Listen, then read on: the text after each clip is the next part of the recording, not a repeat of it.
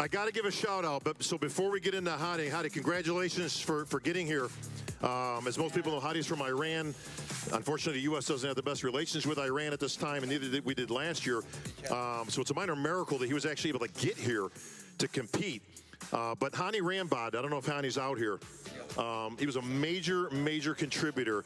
The behind-the-scenes work Hadi does is spectacular. Without Hadi, Hadi's not here this year. Okay, so big shout out to Hadi Rambod out there. But Hadi.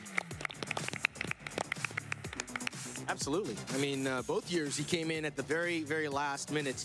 Did you have a plan B if he wasn't going to be able to make it coming this year? What would plan B be?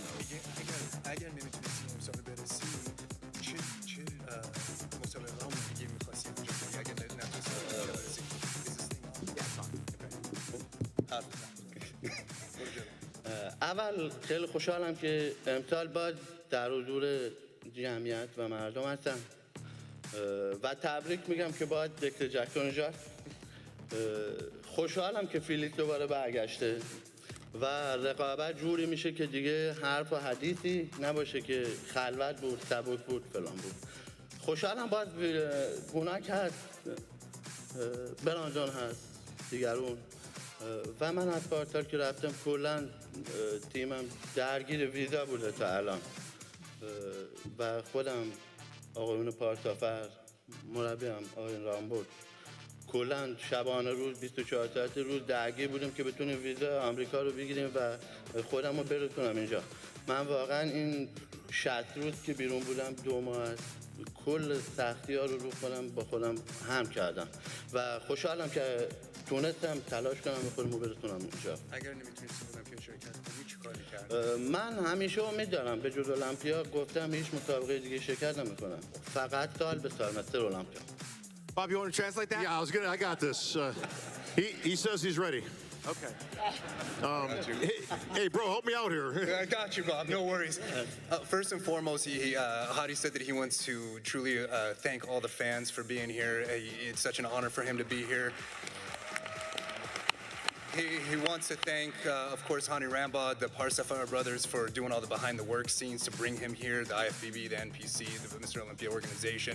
He says that it's an absolute honor to be here sitting next to every gentleman here, as you heard him name, from William, Rami, Brandon, Phil, who am I missing, Dexter, every single one of them. He says that this year it's going to be one heck of a competition that he's happy to be here for. And he said that it was a really difficult 60 days to get himself here. And it was a lot of trials and tribulations that we didn't know until the very last minute how to move forward.